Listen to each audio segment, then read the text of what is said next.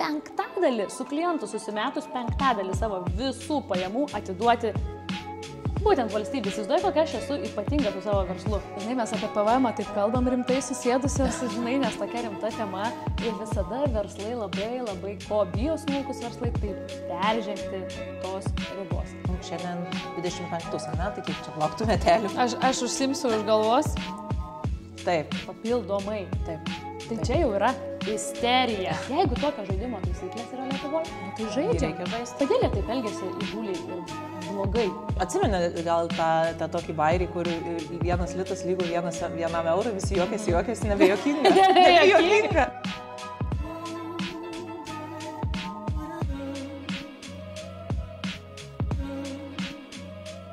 O aš dar noriu pasakyti, kad mes esam ypatingoj šiandieną studijoje, mes esam Drobės fabrike. Kaip tau čia šitas visas vaibas šitos studijos? Labai fainas. Ir erdvu labai galiu pasakyti, nesimato. Mes tik kampuką paėmė dabar, bet labai erdvu ir paveikslai nuostabiai gražus. Tai va šios studijos įkūrėja Birutė tapo, jos paveikslai tai nuneša iki, žinai, Maldyvų, iki Maltos pakrančių, iki Gozo salų ir ne tik čia tapo, bet čia vyksta ir dideli renginiai, šventės įvairios tiek verslo, tiek asmeninės ir talpina iki 50 žmonių. Tai iš tiesų esam šiandien čia ir labai džiaugiamės, kad taip pat galim palaikyti smulkius, kuriančius verslus. Taip, tai čia irgi dar viena iš mūsų tinklalaidės ypatybių tokia, kad galime keisti tas erdves ir rodyti, kur ir kaip gyvena smulkus verslai. Ir kartu augam, klestim, plečiamės, ir džiaugiamės dėl to. Taip. Tai šiandien noriu tau papasakoti, tai nėra reali isterija, bet mano nuomonė tai tikrai užkoduota potenciali net ne viena isterija, kuri gali nutikti. Tai kalbu konkrečiai apie PVM pakeitimus, kurie buvo nuo gegužės 1 dienos, šių metų 25 metų gegužės 1 dienos priimti. Ir atsirado tikri ir netikri PVM mokėtojai, nežinau, arba apie tai girdėjus. Ir labai daug smulkių verslų reikia registruotis PVM mokėtojais, nors jie dar nėra pasiekę tų 45 000 PVM ribos, kurią jau dauguma tikrai žino. Girdėjau, bet kokia čia ta situacija yra? Aš vis tiek nesuprantu iki galo. Tai kada man reikės patapti tuo PVM mokėtoju ir tą kodą išsiimti? Kaip ir sakiau, yra tikri ir netikri PVM mokėtojai, čia kabutėse taip yra vadinami, net VMI konsultantai taip vadina, jau čia kažkokia tokia norma, nors aišku įstatymė taip neparašyta. Teisės PVM mokėtojais, kur jau turi teisę į PVM atskaitą, reiškia, kad gali atsiskaityti PVM ir taip toliau.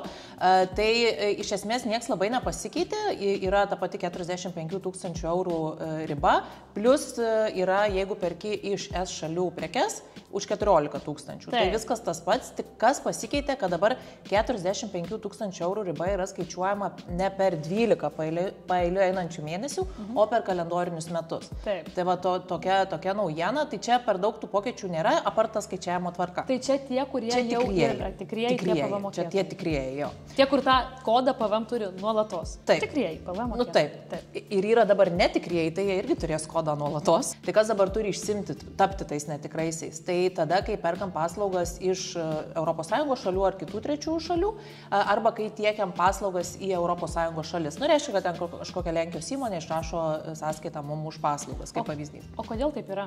Koks tikslas? Čia dar, kai tiekiam į ES paslaugas, viskas kaip ir ok. Bet kai perkam paslaugas iš trečių Facebooko pavyzdžiui, tame ir esmė, nes kai skamba perkam paslaugas, tai aš jokių čia paslaugų neperku iš jokių užsieniečių. Taip. Bet meta reklama, ar ne? Taip.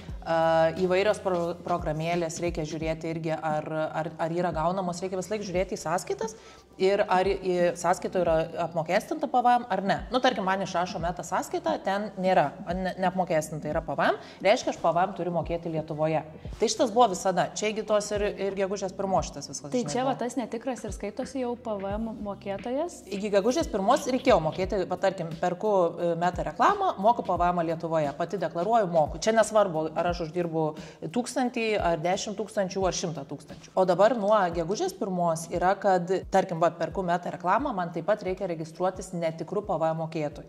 Man savo paslaugų arba prekių nereikia apmokestinti PVM, bet žodžiu, aš turiu turėti tą PVM kodą. Taip, aš suprantu. Pavyzdžiui, aš rengiu projektus, aš kaip ir išrašiau 100 eurų sąskaitą klientui, taip ir išrašysiu, jeigu aš ne PVM mokėtoja, tai tikroji, bet kai aš nusiperku iš Meta reklamos už 100 eurų, tada aš Lietuvoje dar nuo to 100 eurų 21% sumoku valstybei. Taip. Ir tas yra netikrasis PVM mokėtojas, aš esu. Bet dabar jau ne tik sumokėti reikia, bet dar ir užsiregistruoti. Tai čia tas kodas ir yra. Tai šiaip gana painu, galėčiau sakyti, ypač mažiukam. Nelabai ir taip apie tą PVM gaudosi, labiausiai žinai, reikia neviršinti 45 ir viskas. Tai yra administracinė, žinai, našta, realiai. Nusipirki vieną, žinai, reklamą per metus ir tau reikia registruotis PVM, tuo netikruoju ir teikti deklaracijas, mokėti ten tą PVM, taip toliau. Bet iš tiesų tai tam smulkiam verslui našta ir yra tik tokia, kad atsiranda papildomas biurokratizmas. Nu taip, iš esmės. Jam nuostolio didesnio finansiškai nėra. Ne, jau anksčiau reikėjo mokėti, ta prasme vis laik buvo tokia tvarka. Jo, čia labiau, kad pati ta tvarka ir aš manau, kad trūksta gal, mano nuomonė, iš viešos erdvės tai tikrai labai trūksta. Švietimo. Taip, nes labai mažai kas tą žino, nes visi galvoja, kad čia ne man, čia ne apie mane, kokios paslaugos, aš jokių paslaugų neperku, žinai. O kita vertus ir labai daug kas įsigando, nes galvoja, kad čia jos apmokestins, gal dar papildomai kažkaip, nes kai tu žinai trupinius, tada tu pradedi baugintis, o kaip mane čia liečia, kiek mane čia liečia, kas dar čia papildomai iš manęs kiek paims, žinai. Šiais metais VMI labai griežtai nežiūrės į tai, labiau skatina visus jau ten išsimti tuos PVM kodus ir taip toliau, kas perka tas paslaugas iš užsienio. Galim ką daryti, kaip ir dabar sėdim čia kalbant, edukuoti vieni kitus apie tai, kad nereikia bijoti, papildomai mes kažkaip nebūsim finansiškai nuskriausti tie smulkus verslai, bet kas bus, tai šiek tiek daugiau pradžiai biurokratizmo, kol įsivažiuosit ir kol suprasit, kaip tai veikia. Tiesiog, iš esmės taip. Žaidimo taisyklės. Taip. Tai irgi su tom direktyvom čia turėjo šiaip viską priimti iki 25 metų sausio 1 dienos. Taip. Tai dar praeitais metais, 24 metais buvo kalbėta, dabar tik bijau pameluoti, man atrodo, buvo 55 000 riba, planavo kelti ribą. Nepamenu iki kiek, bet tikrai buvo planuota kelti. Nepriėmė įstatymo, jis neįsigaliojo nuo sausio 1 dienos ir dabar įsigaliojo nuo gegužės 1, bet paliko vis tiek tuos 45 000 tą ribą, žinai. Tai va, čia yra įdomesnė tema, žinai, mes apie PVM taip kalbam rimtai susėdusios, žinai, nes tokia rimta tema ir visada verslai labai ko bijo smulkus verslai, tai peržengti tos ribos. Tas peržengimas, ką reiškia, tai va tai reiškia, ar ne, kad tu jau, jeigu tuo tikruoju PVM mokėtojų patampi, tai reiškia, kad tavo jau visos paslaugos, kurias tu teiki ir išrašai sąskaitas faktūras, apsimokestina, plus jo prekes, jo gaminius ar ne paslaugas, apsimokestina to 21% papildomai. Taip. Tai čia jau yra isterija. Papasakau gal savo patirtį su ta isterija. Ta isterija yra tokia, kad kaip smulkaus verslo taip pat irgi atstovė, ar ne, verslo įkūrėja, savininkė, taip irgi susidūriau praėjusiais metais su artėjančiu tuo PVM, skaičiuoji, pradedi derinti su buhalterė, kalbėti, sako, stebėk, žiūrėk, ar ten per mėnesį maždaug tokios ir tokios, ten, sakykime, apie 4000, 3,5 gal ten maždaug neviršyje, dėl to, kad, taip pasiskaičiuoja, aišku, gali tu ir susirinkti per mėnesį, jeigu 10 000 per mėnesį padarai. Aš pradėjau labai stipriai skaičiuoti ir galvoti, ir, kaip paslaugų teikėjas man visiškai neapsimoka, aš suprantu, tuos paslaugų teikėjus ar prekių pardavėjus, gaminių išlaidų patiria labai daug. Taip. Pavyzdžiui, labai lengva man sakyti statybose, tu labai daug visko perki medžiagų įvairiausių, ar ne, priemonių, įrangos. Tai jie išrašo paskui sąskaitas ir jiems tas PVM susidengia. Jiems ten nuostolio labai kaip ir nesijaučia, dar jie dažnai ir susigražina to PVM, tiesiog jie niekada jo nemoka, bet dar ir susigražina. O čia gaunasi mes kaip paslaugų teikėjai, viskas mes turim tada greičiausiai klientą apsunkinti, sakydami, kad jeigu jūs norit pas mus būti, tai va taip ir nutiko. Tiesiog pasidalinau kol kas tą naštą, ten 10% prisėmiau savo, nusileidau savo paslaugas, o, sakykime, kitą dalį klientui pakilo, bet pakilo realiai fiziniam asmeniui vėlgi. Juridiniam asmenim, kurie yra PVM mokėtojai, ir kai kuriem, aišku, kai kuriuom įmonėm, nes ne visos įmonės PVM mokėtojas ar net tikrosios tos.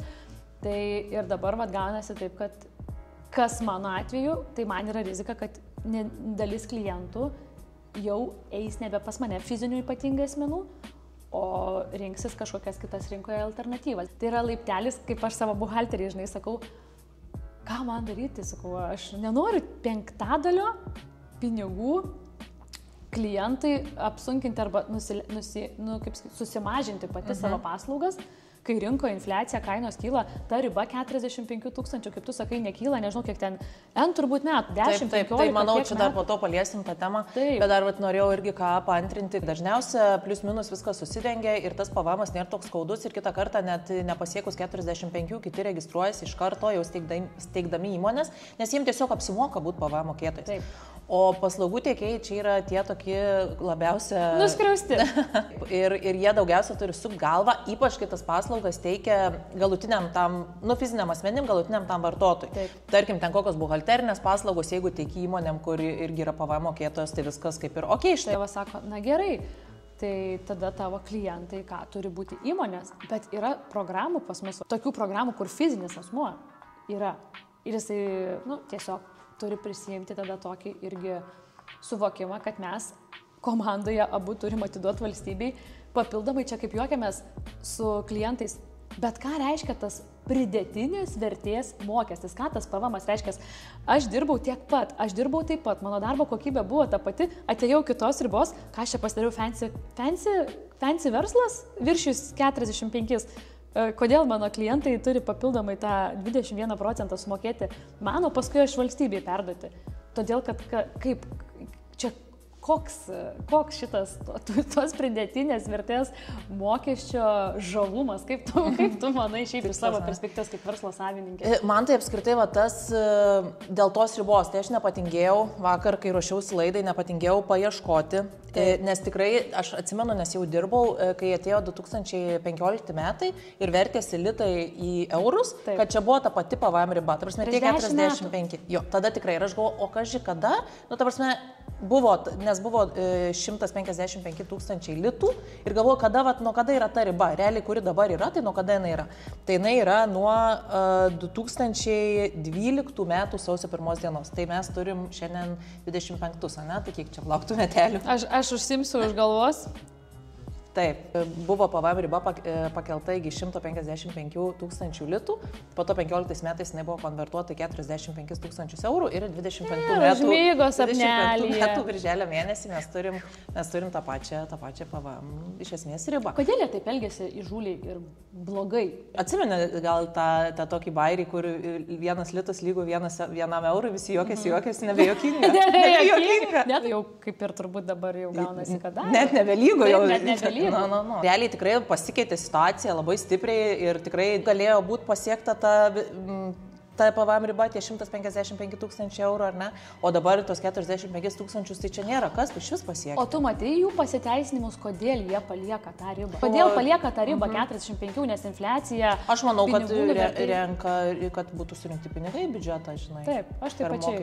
Taip, dėl to, kad dabar, pripažinkim, kad dabar pasaulyje yra situacija tokia, kokia yra. Ir kad gyvenam valstybė ne itin gerais finansiškai laikais, kada reikia investuoti labai daug ir į karo pramonę ir visas kitas rytis, tai turbūt tai yra viena iš priežasčių, kad visi turim kaip ir tarsi komandiškai, ne be mūsų susitarimo, bet kartu tarsi mes esam tame pačia susirinkime, tame pačiame, kad suvoktume, kad, turbūt tokiu būdu turim tarsi priimti atsakomybę ir laikyti ant smulkių verslų šitą naštą. Tarp kitko, tu labai įdomią statistiką buvom kalbėjusios apie tai, sakai, kad 95% Lietuvos įmonių tai daugiau net, man atrodo, negu laiko šitą naštelę įmonių būtent. Ten buvo statistika, kad dabar bijau sumeluoti, bet 85% Lietuvos įmonių yra labai smulkios, tai reiškia iki 10 darbuotojų. Tai reiškia vos ne solo verslai, žinai. Jo, ir tada, jeigu pridėjus dar smulkės įmonės iki 50 darbuotojų, tai... Iki 95, tu man atrodo, kad pakyla.